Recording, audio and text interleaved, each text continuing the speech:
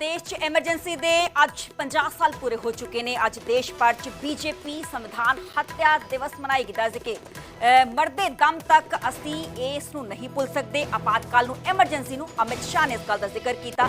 ਅਮਿਤ ਸ਼ਾਹ ਨੇ ਕਿਹਾ ਕਿ ਐਮਰਜੈਂਸੀ ਖਤਮ ਹੋਣ ਦੀ ਰਾਤ ਸਭ ਤੋਂ ਲੰਮੀ ਸੀ ਤੇ ਐਮਰਜੈਂਸੀ ਦੀ ਯਾਦ ਧੁੰਦਲੀ नहीं होनी चाहिए है। जनता तानाशाही नूं कदे भी मंजूरी नहीं दिंदी है। एमरजेंसी लगा के लोकतंत्र की हत्या की गई है। इस गल का जिक्र अमित शाह ने किया है। देश च एमरजेंसी दे 50 साल पूरे हो चुके हैं ते अज देश भर च बीजेपी संविधान हत्या दिवस मना रही है। अमित शाह ने कहा कि मरदे दम तक असी इस आपातकाल नूं एमरजेंसी नूं नहीं भुला सकते।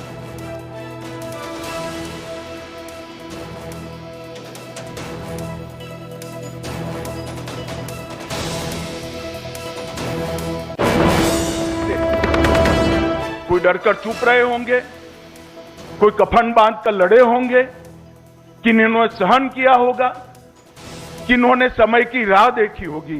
मगर मुझे निश्चित रूप से मालूम है कि उस वक्त जितने भी पुख्त नागरिक थे किसी को ये आपातकाल पसंद नहीं आया होगा, सिवा तानाशाह और उनसे फायदा करने वाली एक छोटी सी टोली की। और इसीलिए जब ये भ्रांति कि हमें कौन चैलेंज कर सकता है, आपातकाल उठा लिया गया। और जब चुनाव आया तो आजादी के पहली बार गैर कांग्रेसी सरकार बनी, जनता सरकार बनी और मोरारजी भाई इस देश के प्रधानमंत्री बने।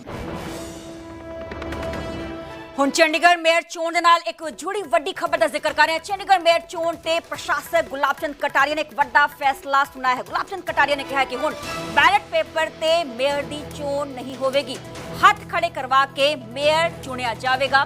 ਇਸੇ ਤਰ੍ਹਾਂ ਹੀ ਚੁਣੇ ਜਾਣਗੇ ਸੀਨੀਅਰ ਡੈਪੂਟੀ ਤੇ ਡੈਪੂਟੀ ਮੇਅਰ ਤੇ ਕ੍ਰਾਸ ਵੋਟ ਦੇ ਕਰਨ ਵਾਲਿਆਂ ਦਾ ਪਤਾ ਲੱਗੇਗਾ। ਇਸ ਗੱਲ ਦਾ ਜ਼ਿਕਰ ਗੁਲਾਬ ਚੰਦ ਕਟਾਰੀਆ ਨੇ ਕੀਤਾ ਹੈ ਤੇ ਚੰਡੀਗੜ੍ਹ ਮੇਅਰ ਚੋਣ ਤੇ ਪ੍ਰਸ਼ਾਸਕ ਗੁਲਾਬ ਚੰਦ ਕਟਾਰੀਆ ਨੇ ਇੱਕ ਵੱਡਾ ਫੈਸਲਾ ਲਿਆ ਹੈ ਕਿ ਹੁਣ ਬੈਲਟ ਪੇਪਰ ਤੇ ਮੇਅਰ ਦੀ ਚੋਣ ਨਹੀਂ ਹੋਏਗੀ। ਕਿਸ ਤਰੀਕੇ ਨਾਲ ਇਹ ਪੂਰਾ ਵਿਵਾਦ ਹਰ ਸਾਲ ਹੀ ਵੇਖਣ ਨੂੰ ਮਿਲਦਾ। ਹਾਲਾਂਕਿ 2024 ਚ ਜਦੋਂ ਮੇਅਰ ਦੀ ਚੋਣ ਹੋਈ ਸੀ ਤੇ ਕਿਸ ਤਰੀਕੇ ਨਾਲ ਗੜਬੜੀ ਕੀਤੀ ਗਈ ਸੀ ਤੇ ਉਸ ਦੌਰਾਨ ਇਹ ਪੂਰਾ ਜੋ ਮਾਮਲਾ ਹੈ ਸੁਪਰੀਮ ਕੋਰਟ ਤੱਕ ਵੀ ਪਹੁੰਚਿਆ ਸੀ। ਸੁਪਰੀਮ ਕੋਰਟ ਨੂੰ ਇੰਟਰਵੀਨ ਕਰਨਾ ਪਿਆ ਸੀ। ਹਾਲਾਂਕਿ ਹੁਣ इस बाबत एक बड़ा फैसला गुलाब चंद कटारिया ने लिया है।